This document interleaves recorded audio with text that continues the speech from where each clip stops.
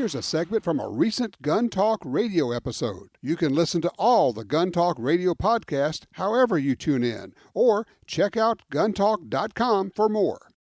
Limiting factors are why we don't shoot more. Time, access, cost, where am I going to shoot? Where can I go? How much time does it take to drive there to do the thing? How much is it going to cost? I mean, ammo is available now and less expensive than it was 3 years ago, but it still costs money to shoot. So those are all limiting factors. Well, the reality is you can't get better at shooting without shooting. You simply have to pull the trigger a lot.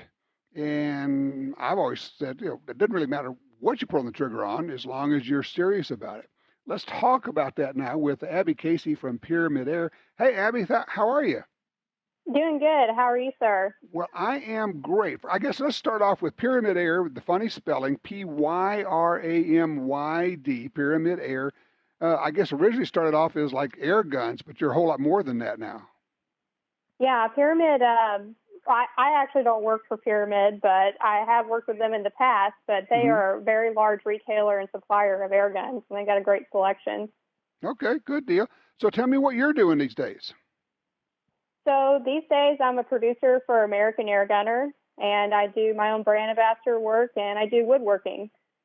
Woodworking? Yeah, I do chainsaw carving art. Oh my God, that sounds fabulous and scary at the same time. It's a little chaotic at times. You got to be careful. So what's going on in the world of air guns these days?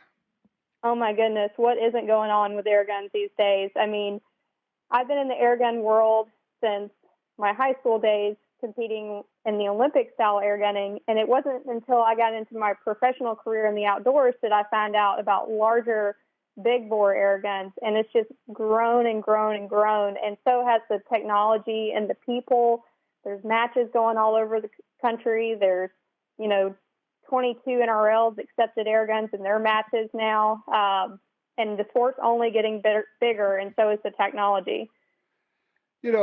Originally, it was kind of like I was talking about. You got an air gun because it was a cheaper way to practice or to shoot, and it was the substitute for shooting your centerfire or rimfire gun. I think we're well past that, where shooting air guns is the event in and of itself. Does that sound right?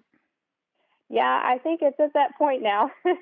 But I agree. I mean, we always kept an air gun, by the back door just to plink around and that sort of thing. But it's grown into a lot bigger of a sport now and very competitive. And there's, a lot of money on the line now with some of these matches. Wow. Well, I go all the way back to, and you mentioned the Olympics. And I remember we were always told that the air guns were actually the most accurate guns at the Olympics because you eliminated the variable of ammo. And for those of us who grew up just with spring-powered guns and, they weren't particularly accurate, this is a whole different way of thinking.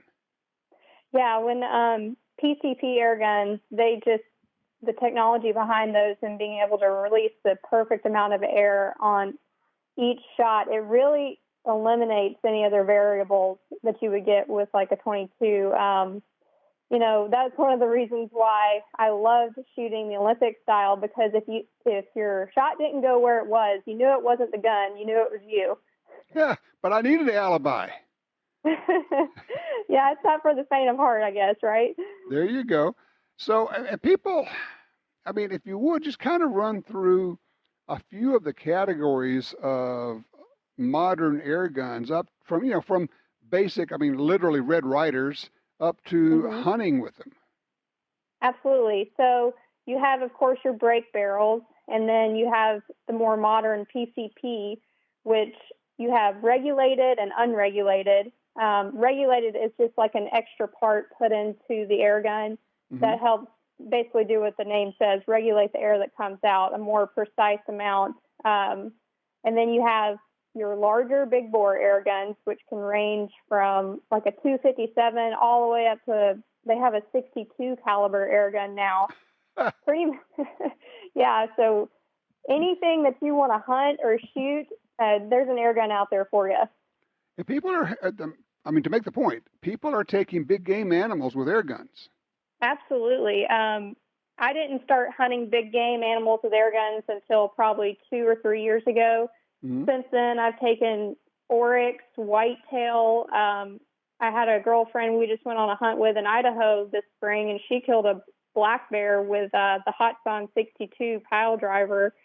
I mean, the capabilities are there as long as you put in the time. And there are some limitations, obviously, with every weapon. I would not want to take a large game animal further than 100 yards, but like anything, you're going to lose power out there a certain distance, obviously. Mm-hmm.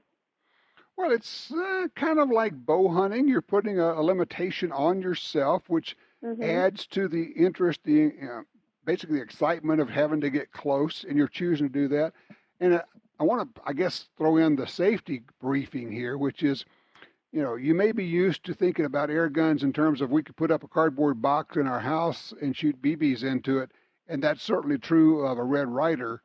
But when it comes to these, you have to really follow all of the safety protocols you would for any firearm. For sure, some of these things. I mean, they're, for example, the Umarex hammer, which is in a 50 cal, it's coming out at 760 feet per second with a 550 grain slug, and you're getting at 705 foot-pounds of energy at the muzzle. So it's nothing to be playing around with. I wouldn't shoot in the backyard unless it was maybe a 30 cal or below. Yeah, the level you're talking about, that's twice, basically at least 50%, maybe close to twice the energy of a 45 ACP, a 45 Colt pistols, just for people to have a reference on that. So this is serious stuff. Tell me about what you're covering. And you said you got a TV show, right? Yeah. So Rossi Morielli, he owns American Airgunner, and we have the hunting side of it, and there's also a challenge, which is on Outdoor Channel, which is like a Top Shot, and then the hunting show is on Sportsman, and we're traveling all over the world hunting with that.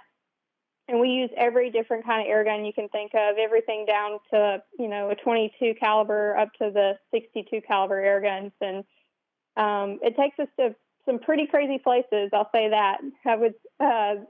Last year we went and hunted iguanas in Florida.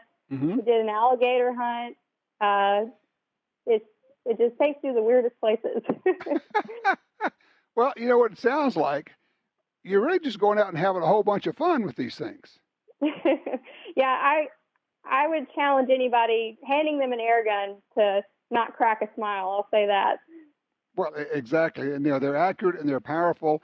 And go all the way back to where I started. It is a great way to get in more trigger time that, it opens up some of the places where you can shoot. You might not be able to shoot another firearm, again, depending on the level of the power level of the gun you're shooting. But how do people find out more about what you're doing? So my stuff's on AC Outdoors, and you can also see everything on AmericanAirgunner.com and all over social media networks, traveling all over the place. I believe we're going to Africa this fall, so that should be very interesting. But yeah, AC Outdoors and American Airgunner is where I'm primarily at. Okay, ACOutdoors.com. There you go. Just take a look at it right now. And there you are, smiling, looking at the camera. So there you go. Abby, thank you so much for your time here and bringing us up to speed on modern air guns.